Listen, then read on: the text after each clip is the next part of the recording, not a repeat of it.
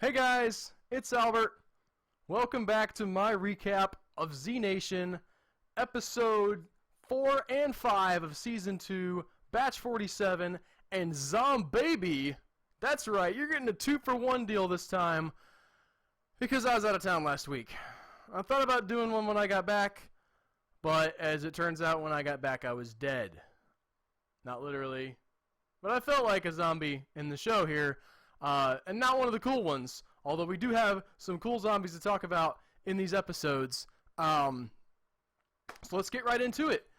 Starting up with batch 47. First up, I gotta say, I spent the last recap complaining and whining about Zombie Road. Did not enjoy Zombie Road that much. But I said in that review, I said, this could just be a hiccup. Hopefully it's not a sign of things to come. I trust them to get better, and they got better. Alright, batch 47, we're back in form, we're back with the story, with characters that I care about, and interesting things happening, and yes, at this point I have given up on Addie mourning for Mac. Alright, it's just apparently not going to happen. She did it off screen. I guess we'll have to get over that. Is it just me, or does now her character have almost nothing to do?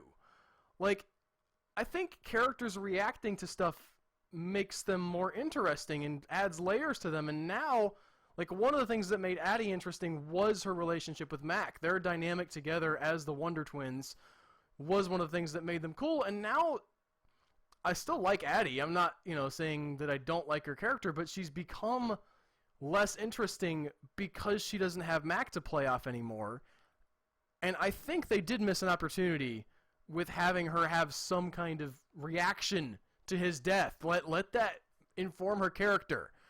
Because what we're seeing now is just her as sort of a generic survivalist type.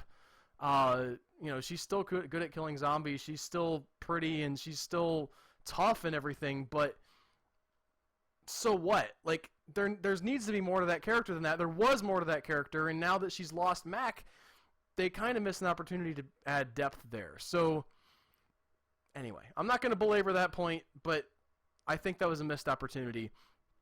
However, batch 47, another really Murphy-centric episode. It's been a Murphy-centric season. I mean, when you start off with the season opening being called The Murphy, maybe a little tip-off there that things are going to center around him. But I thought that his character continues to get more and more interesting. In this particular instance, we have him going after this batch 47. He finds out that there's this herbal cure, which I felt like the marijuana angle was a little bit silly in the last episode, and I was worried that, okay, they're going to the place like it's going to be this huge marijuana-centric type thing, but they didn't go that way, and I was very happy about that. The way they did go was that Murphy is very interested in finding a cure that's not him. I thought that was really interesting insight to his character, because he's kind of a douchebag, and I mean, he's really a douchebag sometimes, but it's not like he doesn't want the cure to get out. It's not like he's trying to screw everybody over. He just doesn't want to be involved. He desperately wants for the things to go back to normal, as long as it doesn't involve him being the savior of everybody and having to go to California and go through all this stuff. Like, as long as everybody's not depending on him, he's fine. He's happy to go over and use his zombie messiah powers to, stop the plants in the warehouse to get batch 47 if that's what it takes. And that was a really interesting window into his character, I thought. It adds that extra level of dimension to him where he's still, again, you still can't really like him. It's not like you're going to get on board and be like, yes, Murphy, he's my favorite character now. Except in the sense that if you are in with him being despicable, I mean, he's actually a very fascinating character, and the way he acts here adds a layer to that, adds something to you where you're like, he doesn't want the apocalypse to go on, but he really, really wants to not be involved with fixing everything. He doesn't want that responsibility. If there's a fast and easy Band-Aid that he can stick over the zombie problem, he's on it in a heartbeat. Doesn't work out for him that well. But it does work out for us because we get frickin' plant zombies. Which, like a lot of things with Z Nation, I'm a little bit torn. There's a part of me that's like, oh, plant zombies? Are you serious? Like, are we just going to have a special zombie every show? Why not? Sure. Which, really, we are now at this point. Every episode, they're like, oh, let's do this kind of zombie. And you have to be on board for that for the show. Like, it's one of those things where if you're going to question that, then you're basically just go watch a different zombie show. I thought they were really well executed, though, regardless of the idea being a little bit silly. At this point, I'm almost kind of coming to realize that the Z Nation zombies are just really malleable and adaptive. I think that's the best way to describe it, that they are popping up in ways that they adapt to their environment. Whatever's around them that sort of become that type of zombie. So the radiation zombies have something happen to them. The zombies that are around a drug plant that take the drugs have that happen to them. The zombies that are around the plant become plant zombies. And I thought that the really interesting thing that we see here is, again, Murphy has his power limited. Like, we start out the season with him being super powerful. He's able to control zombies. That's great. And we keep meeting zombies that pose a problem for him. The episode before, in Zombie Road, it was the blaster zombies. They're way too fast, and they didn't care at all about his power. In this one, it's a little bit different. He kind of has a hold on them, but through some mechanism, he is affected by things that cause pain to them. And in fact, all the plant zombies are one organism. They're all connected together through the vines, so you can't even, I think, and they didn't exactly go into this too far, because I think it might have gone a little bit weird against the zombie lore, but the idea was even killing one zombie, even if you smash the head, like, it's not really going to stop him because he's still part of the other zombies, and you had to kill them all at once. And we also saw, again, that connection Murphy has between the zombies. That empathy got amped up to 11 here because he started feeling the pain that they were feeling when people were hacking at the plant zombies. He's like, oh no, this hurts. Ouch, ouch, ouch, ouch. We see it in a little bit at the beginning, and then it ramps up really, really hard towards the end, where he's begging them not to kill the plant zombie king. Not necessarily because he has some big empathy, although I think that's some of it, but also because he's like, this is going to hurt me so bad when he gets sucked through that fan. And then the plant zombie gets sucked through the fan, and it's not a fun time for Murphy. So it's always good, and I don't need to see this in every single episode, but it's nice to not have him be completely overpowered all the time, to see that there are limits to his powers in one way or another. The other thing we have is the return of Dr. Kurtz, and again, Murphy-centric. Dr. Kurtz talks to him and says, humanity can't survive. You are the person, you are the thing that's going to live on. Your race, for lack of a better word, the zombie-human hybrid, are the people who are going to inherit the Earth. And that, too, is a really interesting angle, because it almost... I don't know a lot about Dr. Kurtz yet. Nobody does. But it added another angle to him as well, where he's almost fanatical about this. It's not just that he's some evil scientist. He actually believes that, even though he's going to die, he believes in Murphy. He thinks that next stage, the Murphyism or whatever, the Murphys that are coming, are a better version of humanity that's going to survive. And he is actually on board with helping that. It's almost a religious thing with him, from what I could tell from the little bit that we saw, because there's nothing self-serving left for him. He knows he's going to die. He knows, there's no reason, he doesn't have to do anything. He's just going to perish. He could just be out for himself to be, having a good time or whatever. But instead, he's like, no, this is my life's work, getting the hybrid together. Again, and we don't get all that specifically spelled out, but it seems to me like that he sees helping Murphy survive and reproduce and grow this race of sort of hybrid zombie human things, is his purpose in life. The other main thing that happened in this episode, we had Addie in contact with Citizen Z, who was kind of getting some semblance of communication back up with the solar panel and like a cell phone or something. I mean, he's still a shell of his former self. And kind of starting to get boring, honestly. I'm really ready for something else to happen with Citizen Z. They only check in on him about every other episode. They skip the next episode. We don't get any Citizen Z, which was good. But I'm really ready for something different to happen with Citizen Z. Like, okay, great, he ran around and he had to kill some zombies and now his things are busted. Do something, dude. Like, move somewhere or rebuild or something. Die if you have to. I don't really want Citizen Z to die. That's not... But, like, just him sort of being there in stasis and not being able to interact hardly at all. Getting him interacting was helpful, but hopefully he'll find out some stuff about the number station, which we got a little hint of in this. Addie's... scanning for the radio, and they just sort of like passed over that. It's a couple seconds, like somebody reading off numbers. That's still a thing, guys. Just sort of reminding us, and then she talks to Citizen Z. She gets some coordinates where to go. Either she doesn't get all the coordinates, or she doesn't write all of them down because Kurtz sees her writing backwards on the window, and he gets some of it. I don't remember if she got all of the coordinates before Citizen Z faded out, but both of them are kind of like, okay, we know which latitude we need to be on at least, and sort of heading that way.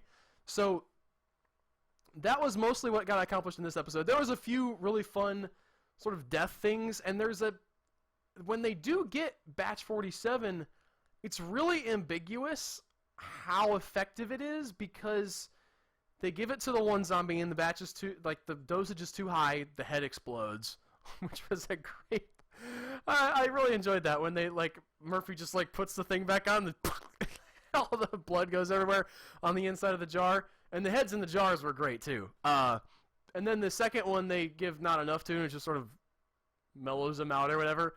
But the third one, in a callback to your sort of Living Dead movies, you get him to say brains. Like, let's not question how he says it without vocal cords or a lung, okay? And just being a head. He says brains. That's how zombies work. All right. But he actually vocalizes, and that's a huge deal that they're able to do that. However, right after that, the cartel shows up, and we have, I forget what the guy's name is, the guy with the Z on his hand from the first or second episode with the rocket launcher. It's becoming clear he's the head of this cartel group. They're going around the country collecting marijuana from this guy is growing marijuana in addition to having had this, sort of experimental facility that he's trying to get this Batch 47 from. And this guy's not really interested in Batch 47. Although it's a little bit unclear if he just doesn't believe in it and he doesn't have the time, or if he really doesn't want it to come out. My impression of it was the former.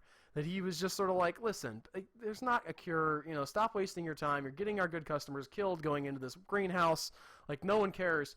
And then when he does get the cure, he injects a whole bunch, with the inhaler, the thing the guy has right up into his nose and says, say when.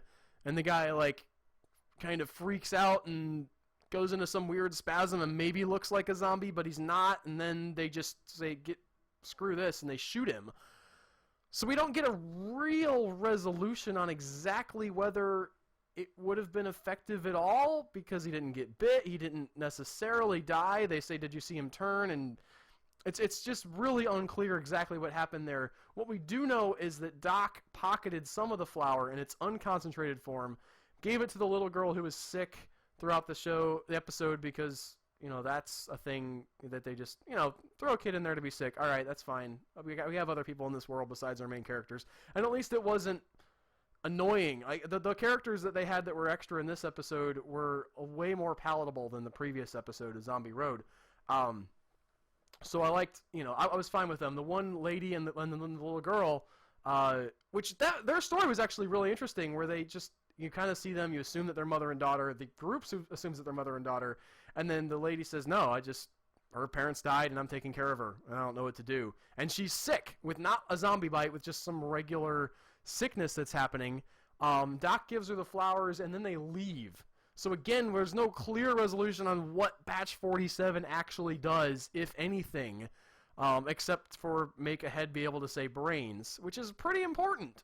I mean, it's something, and I feel like we're going to come back to it but they don't in this episode.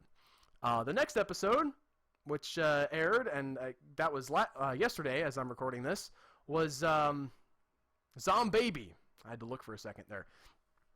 Zom-baby sort of brings to a culmination the thread that started out in season 1 with Murphy at that weird Mormon camp with all the women. Pie Girl comes out, for those of y'all who remember that, serves him cherry pie. They just kind of go off into a tent for like a day and a half while other stuff's happening that we don't focus on. But, you know, we don't go back to see them, but I'm pretty sure they were doing it, guys, because he got her pregnant. I think that's how that works from the books that I read. So she shows back up. We saw her in the end of episode 1, just sort of like, where's Daddy at? And the baby going, so we kind of know that there's something going on with this baby. She shows up again.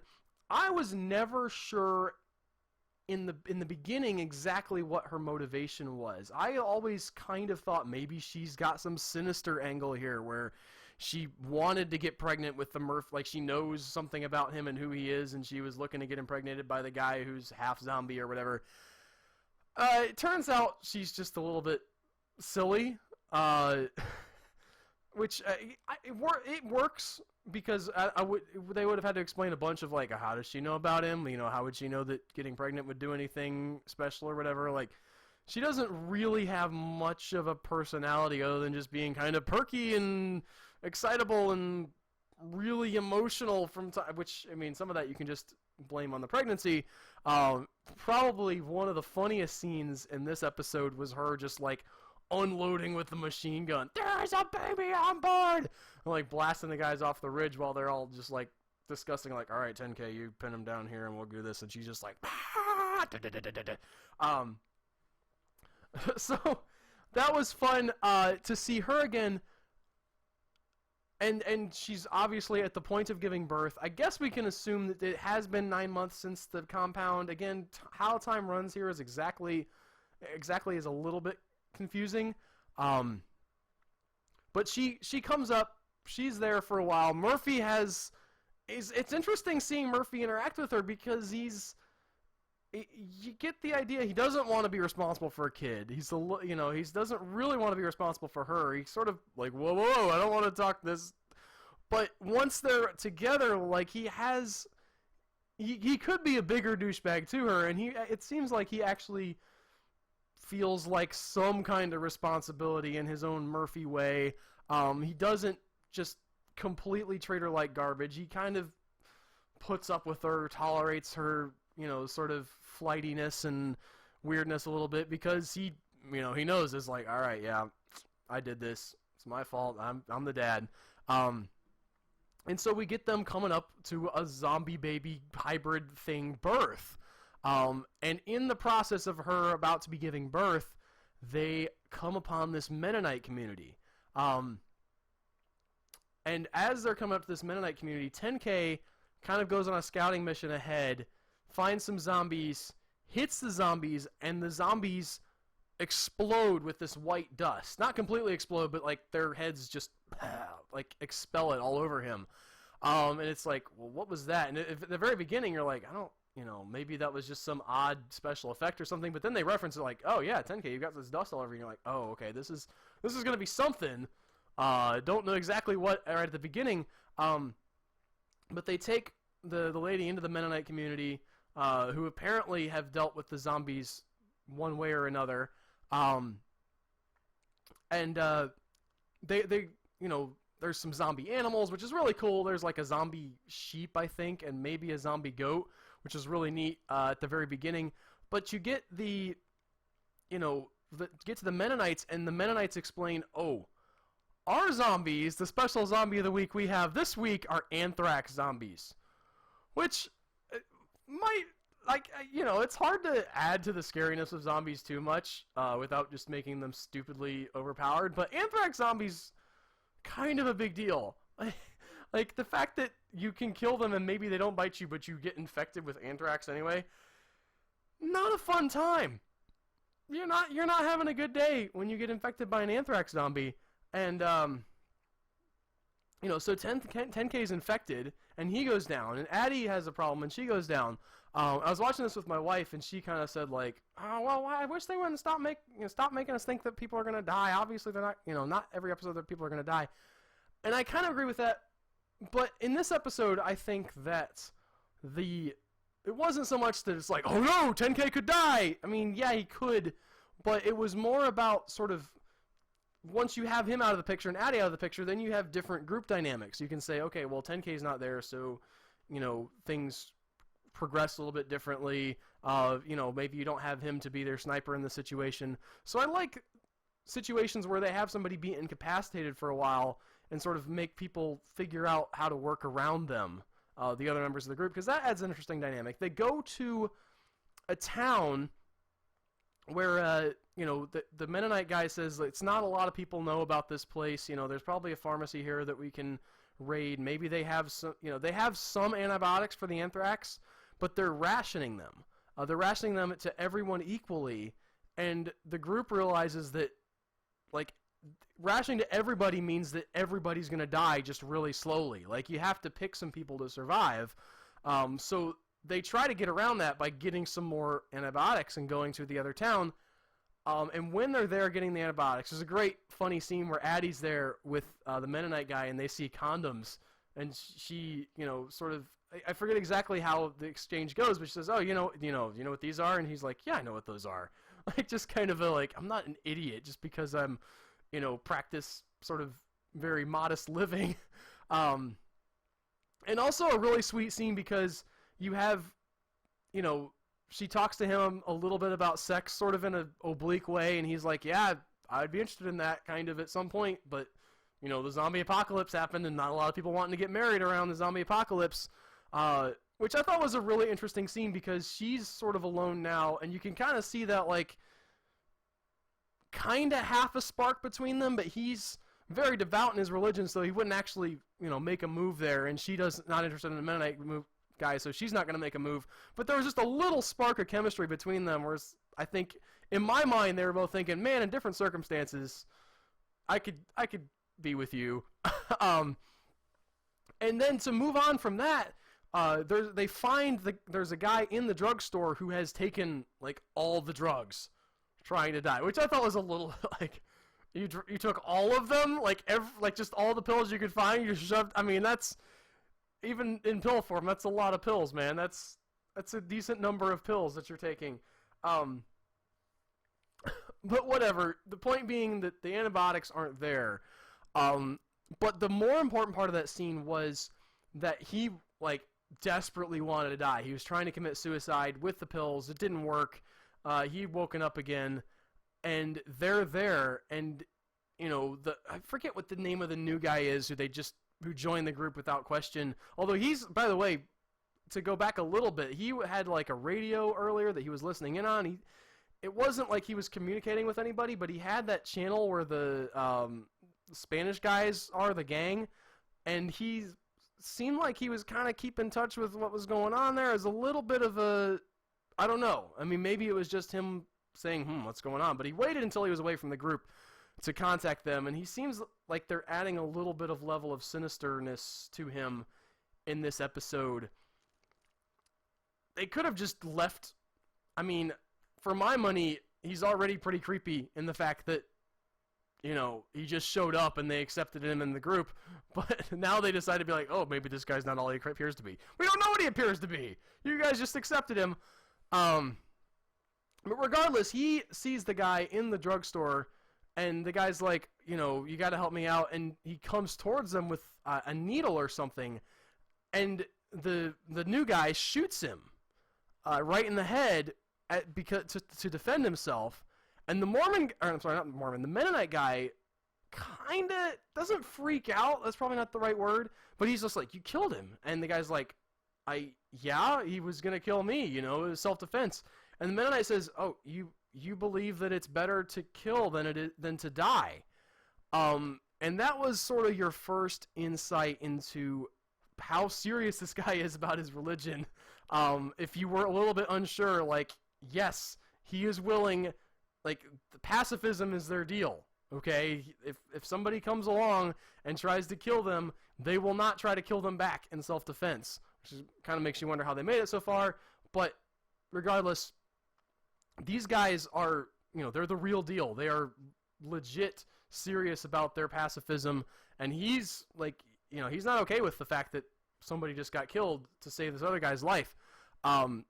So that kind of happens. They go back. Obviously, they don't have the antibiotic stuff.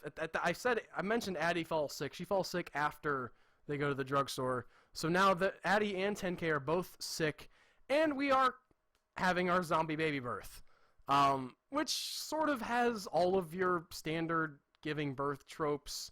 The water breaks and she's sick for which. Guys, morning sickness doesn't happen usually in the final stages of the pregnancy, although I guess zombie birth probably doesn't follow exactly the same rules, but, come on. But it was very cliched, Murphy is the dad sort of freaking out, like, what do I do? Well, I can't help you. You help, Doc. And Doc's like, I don't know, man. I'm not an actual doctor, like he always does, and then ends up helping anyway. But they go through all those, but on top of that, there's a really heavy, like, this is zombie baby Jesus type of drum that's beating, because they have zombie shepherds show up, and 3 zombie dudes leading a camel as a zombie wise men, and there's a giant star that's, like, right over the barn, and oh, by the way, he's being born in a barn. Like, yeah, this is the Immaculate Conception, or, well, Murphy and the lady in the pie tent was the Immaculate Conception, and this is the nativity now for the zombie messiah or whatever. And while that's happening, Roberta and our new mercenary guy, who I still have not learned his name, decide that they are going to take the remaining antibiotics to give to Addie and 10K, because their logic goes, if the Mennonites keep rationing the stuff, everybody's going to die. So best to save the people that are important to them and important to the mission. If the other people are going to die anyway, it doesn't really hurt to have it happen a little sooner. And that's the kind of thing that makes sense when you say it logically, but it's a whole nother thing in the human experience when you actually decide to act on it. Because they go in there with their guns to take the antibiotics from the Mennonites, and the Mennonites don't resist, and like make a point to, like, the one leader guy even quotes something about non-resistance and non-violence and pacifism, and it's maybe the most powerful single scene in this show for me, more than any of. I mean, some of the deaths were pretty hard to deal with as well, but just like the gut-wrenching realization that our heroes, while you can logically get behind what they're doing, it's really like it hurts to watch them take this stuff from these people who have done nothing wrong. Like, these guys aren't weirdos. I mean, they're kind of weird because of their religious beliefs, but they're not like the Mormon cult where they're going off and killing men just because, and sending their sons off to die. Like, these are just some peaceful people who have gotten into a really bad situation, and they have clung to their beliefs and decided to do what they believe is right, no matter what the cost, and it is literally going to cost them their lives because of our protagonists. That's a tough pill to swallow. So, and it's even tough for Roberta, who carries it out. She's like, I can't, like, if this wasn't the apocalypse, like, this is the only way I can rationalize what I'm doing, because the zombie apocalypse and Murphy's the cure, and that has to override everything else. But as a human being, I'm not okay with this. And it was a really interesting moral dilemma for them to. I love that they put them in that moral dilemma too, because so often in TV and movies and stuff, like, there's an obvious, clear, right answer, and here there wasn't. Okay, here, like, if you don't go get the antibiotics, you lose 2 valuable members of your team, and that jeopardizes the mission that could conceivably save the entire human race from the zombie uprising, and maybe even cure some of the zombies. We don't know exactly how that would work, but potentially. if Murphy is part of the cure, we could get back some of these people. But if you do it, you're, really screwing over some nice people who did nothing wrong to you and who, haven't hurt you and don't even resist you when you try to take their stuff. It is, a real moral quandary, and I was really excited to see that happen and go down in the way that it did. That was really strong writing, a really strong moment in the show. Of course, they do give the antibiotics to 10K and Addie, and of course they do get better, and they move on from the Mennonite community. And I don't know what happens next. They're moving on to something else. Oh, I almost forgot the silliest part of the episode, and I kept coming back to this because, I also gotta talk about the actual Zom-baby too. Don't let me forget that. I'm getting tired today, man. Guys, I'm fixing all kinds of cars and woke up pretty early. But anyway, they had the giant cheese wheel, which was somehow still whole and not rotted in wherever they were. And they set it rolling, which was a great moment because at the very beginning of the episode, they set this cheese wheel rolling. And it's one of those moments that you'll see in a movie where they're like, remember Philly? And a lot of times you'll have those sort of like in a movie, you'll have a reference to something that happened back in the day that's, like everybody just all of a sudden knows what to do, and you don't get to see what the reference was to the thing back in the day. But in this one, like, what happened in Philly, and you get to see the perspective of the guy who's like, what happened in Philly? And then he sees them push the cheese wheel down the hill and smash all the zombies and, like, pick them up, too, which was probably the best part of that effect, is that the zombies are just, like, on the outside of the cheese wheel, and plop, plop, plop, plop, plop, plop, and it goes... The really ridiculously just keeps going for the entire episode. Just Roberta even has a line where she's like, well, it's downhill from here to the Mississippi. And I'm like, are you serious? You have a straight stretch of road that goes downhill from here to the... Anyway, it was still funny that they kept cutting back to the cheese wheel, going over things in fields and roads and stuff as it went along, and it never tipped over. Obviously, as I almost forgot to mention, but the biggest part of the episode was the Zom-baby. Murphy gets to see his son be born, and holy crap, is that thing weird. The interesting thing for me is from the perspective of looking at it from a production standpoint, I don't know what they're going to do with the baby. Like, it doesn't make sense if the baby just dies next episode, because they really built this thing up with the whole sort of nativity overtones. Again, the three wise men and the shepherds showing up, the star overhead. This is another hybrid. That's sort of a big deal. But it's a really, it's a creepy effect. It's almost using the uncanny valley in a way, because it's a CG thing that is like a zombie baby. It's not like the zombie baby in the first episode or the second episode or whichever episode that was. But it's like a more Murphy-ized zombie baby, and even some of the features look like Murphy, and that's a complicated special effect to do very often.